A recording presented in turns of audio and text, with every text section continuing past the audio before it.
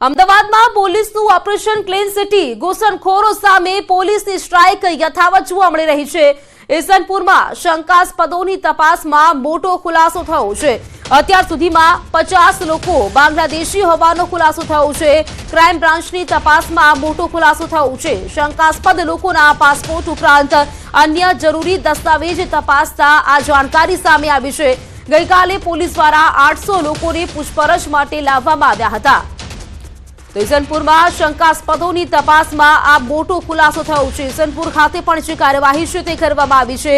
પોલીસનું operation clean city ગઈકાલની વાત કરીએ ચંડોળા વિસ્તારમાં લગભગ 800 થી વધુ લોકોની જે અટકાયત કરવામાં આવી હતી અને તેમની પૂછપરછ કરવામાં આવી।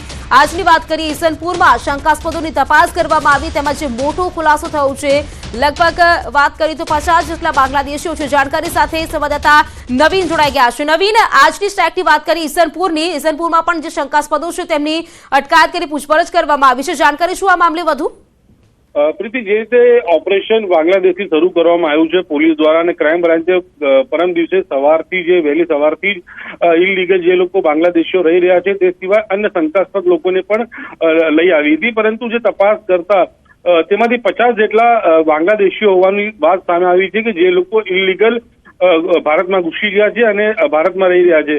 તેવા 50 લોકોને ફરી બાંગ્લાદેશ મોકલવાની કામગીરી હાથ ધરવામાં આવી રહી છે। સાથોસાથ અન્ય જે વિસ્તાર છે જેમાં ખાસ કરીને રામોલની અંદર અથવા ઈશનપુર છે, ચંડોળા તળાવ છે, એવા અનેક વિસ્તાર છે કે જ્યાં પણ હાલ સર્ચ ઓપરેશન અને તપાસ ચાલી રહી છે કે જેના કારણે જે ગેરકાયદેસર બાંગ્લાદેશીઓ ઘૂસી ગયા છે તે લોકોને બહાર કાઢી શકાય। જી નવીન, આભાર આપની જાણકારી માટે। બાંગ્લાદેશની ઘૂસણખોરો સામે એક્શન, ગ્યાસુદ્દીન શેખ નિવેદન સામે આવ્યું છે। પોલીસ પોતાનું કામ કરી રહી છે। પોલીસ પુરાવાનું વેરિફિકેશન કરી રહી છે।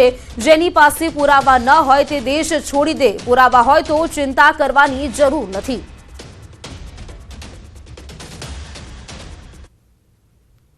આપના માધ્યમથી જે લોકો પાસે પુરાવા છે એમને ચિંતા કરવાની જરૂર નથી અને જેની પાસે પુરાવા નથી એમને હવે ગુજરાત છોડીને બાંગ્લાદેશ પાછા ભાગી જવું જોઈએ, એ સીધો મેસેજ છે। એમસીના વિપક્ષ નેતા શહેજાદ ખાને પણ બાંગ્લાદેશીઓની અટકાયત સામે નિવેદન આપ્યું છે। ગઈકાલે શંકાસ્પદ બાંગ્લાદેશીઓને ડિટેન કરવાને લઈને તેઓ ક્રાઇમ બ્રાન્ચ પહોંચ્યા હતા। ગેરકાયદે ભારતમાં ઘૂસણખોરી મામલે જણાવ્યું કે બોર્ડર પર સિક્યોરિટી વધુ મજબૂત કરવાની જરૂર છે। બોર્ડર સિક્યોર હોય તો આ પ્રકારે કોઈ દેશમાં પ્રવેશી શકે નહીં। जब बॉर्डर से बांग्लादेशी जब हिंदुस्तान आ जाता है वो बॉर्डर से किस प्रकार यहाँ पर आ गया, सबसे पहली कार्रवाई तो वो होनी चाहिए। यहाँ तक 4-5 स्टेट कूद कर जब एक इनलीगल इमिग्रेंट्स आ जाता हो और बॉर्डर सिक्योरिटी में सबसे बड़ा सवाल उठता हो तो सबसे बड़ी बात तो ये कि जो BSF सिक्योरिटी है वहाँ पर बिल्कुल स्ट्रिक्ट होना चाहिए ताकि इस प्रकार की घटना ना हो। जम्मू काश्मीરના પહલગામમાં થયેલા આતંકી હુમલા બાદ પોલીસ એક્શન મોડમાં આવી ગઈ છે। ગુજરાતમાં અમદાવાદ, સુરત બાદ હવે ભરૂચમાં પણ પોલીસ તંત્ર કાર્યવાહી કરી રહ્યું છે। 15 જેટલા બાંગ્લાદેશી સામે એસઓજીએ મોટી કાર્યવાહી કરી છે। ભરૂચ જિલ્લાના અલગ અલગ વિસ્તારોમાં વસતા 15 બાંગ્લાદેશી નાગરિકો સામે કડક પગલાં લીધા છે। તમામના દસ્તાવેજોની તપાસ કરી કેસ આગળ ધપાવવામાં આવી રહ્યો છે। પોલીસે તમામના પાસપોર્ટ અને ડોક્યુમેન્ટ્સ જપ્ત કર્યા છે અને તેમના રેકોર્ડની ઊંડાણપૂર્વક તપાસ પણ શરૂ કરી છે।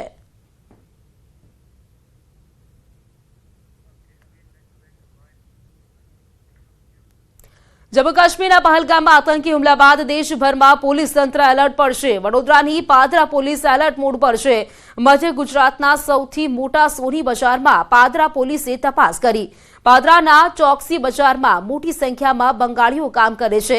પાદરા પોલીસે તમામ લોકોના ડોક્યુમેન્ટ સહિતની પૂછપરછ કરી। મોટી સંખ્યામાં લોકોને પાદરા પોલીસ મથકે લવાયા હતા।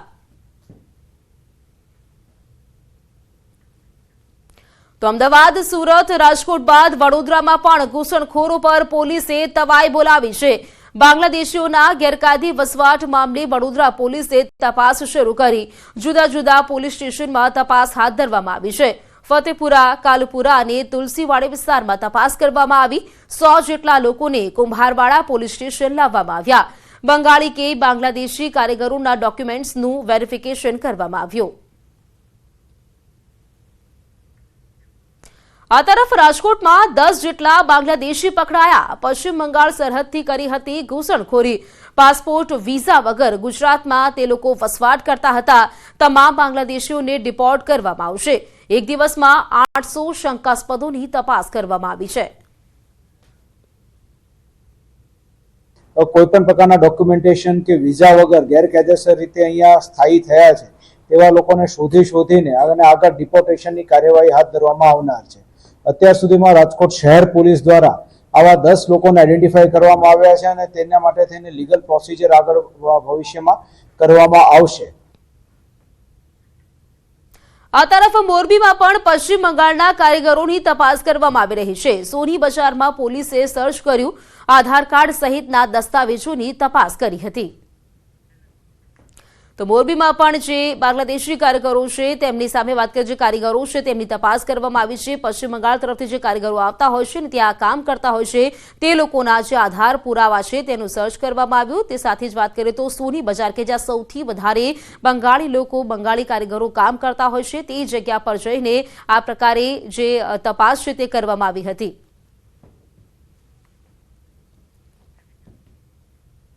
ઘૂસણખોરોની તપાસ માટે સઘન અભિયાન. વડોદરામાં પાકિસ્તાન અને બાંગ્લાદેશીને શોધવા પોલીસની દોડધામ. અત્યાર સુધી વડોદરા પોલીસે 500 ઉપરાંત શકમંદોની અટકાયત કરી છે. તમામના ડોક્યુમેન્ટ્સનું વેરિફિકેશન પણ શરૂ કરવામાં આવ્યું છે. 15 લોકોના પુરાવા શંકાસ્પદ લાગતા વધુ તપાસ હાથ ધરી છે. બાકીના લોકોને પોલીસે મુક્ત કર્યા છે. પોલીસની 15 ટીમોને ભારે દોડધામ બાદ માત્ર 5 બાંગ્લાદેશી મળ્યા. કરેલ ચકાસણી દરમિયાન આપણે 5 જેટલા ઇસમો જેમના પાસે ઓરિજિનલ કે કોપીઝ ઓફ જે બાંગ્લાદેશ આઈડેન્ટિફિકેશન કાર્ડ છે એવા ડોક્યુમેન્ટ પણ આપણે મળ્યું છે. અમદાવાદ શહેરના ચંડોળા વિસ્તારમાંથી ડિટેન કરાયેલા શંકાસ્પદ ઘૂસણખોરોના મામલો. પોલીસ તપાસ દરમિયાન 100 થી વધારે લોકો ગેરકાયદે રહી રહ્યા હોવાનું સામે આવ્યું છે. આ તમામ લોકોને ડિપોર્ટ કરવામાં આવશે. 550 થી વધારે લોકોના પાસપોર્ટને લઈને પણ તપાસ કરવામાં આવી રહી છે. પોલીસ વેરિફિકેશન અંગે પણ જે તપાસ છે તે કરવામાં આવશે. 150 થી વધારે લોકો પાસે બનાવટી પાન કાર્ડ અને આધાર કાર્ડ હોવાની આશંકા છે, જે અંગે ક્રાઇમ બ્રાન્ચે તપાસ શરૂ કરી છે. આ વિશે વધુ જાણકારી મેળવીશું. મારા સંવાદદાતા ઋત્વિજ સોની મારી સાથે જોડાઈ ગયા છે, તેમની પાસેથી માહિતી મેળવીશું. ઋત્વિજ, અમદાવાદની વાત કરીએ, ગઈકાલે 800 થી પણ વધારે જે શકમંદો છે બાંગ્લાદેશીઓ તેમની જે અટકાયત કરવામાં આવી હતી. પૂછપરછમાં જે મોટો જે તપાસમાં ખુલાસો થયો છે, જાણકારી શું આ મામલે વધુ?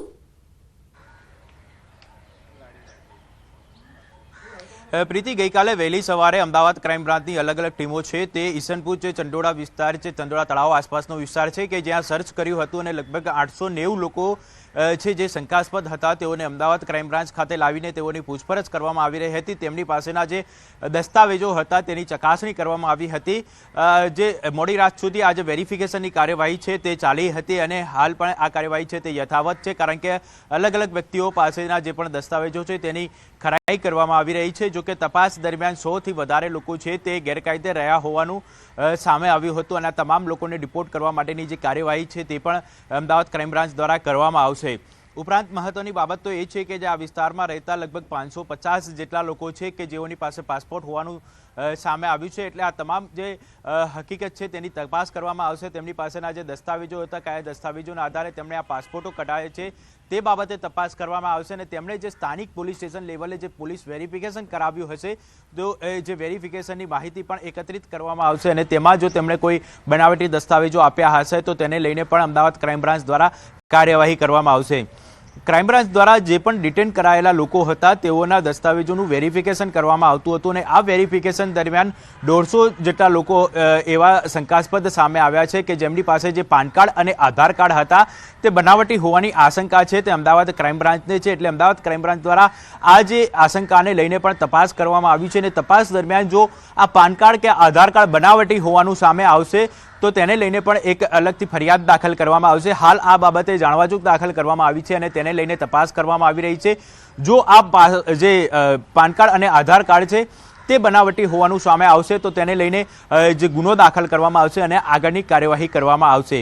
મહત્વની બાબત તો એ પણ સામે આવી છે કે એક વ્યક્તિ એવો મળી આવ્યો છે ક્રાઇમ બ્રાન્ચને કે જેની પાસેથી અનેક ભાડા કરાર પણ મળી આવ્યા છે. એટલે આ ભાડા કરાર તેને કયા આધારે કરાવ્યા હતા, કોની પાસે કરાવ્યા હતા, ભાડા કરાર ને લઈને જે દસ્તાવેજો હતા તે ઓરિજિનલ છે કે કેમ, આ તમામ બાબતોની તપાસ છે તે હાલ અમદાવાદ ક્રાઇમ બ્રાન્ચ દ્વારા કરવામાં આવી રહી છે.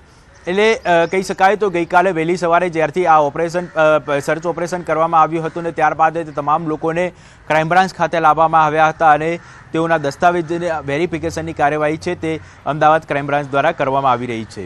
બિલકુલ પૃથ્વીજ, આભાર આપનું જાણકારી આપવા માટે. તો આજે તમામ લોકો છે જે શંકાસ્પદોની જે અટકાયત કરવામાં આવી, તપાસ કરવામાં, તેમાં કેટલાક ખુલાસાઓ પણ થયા છે.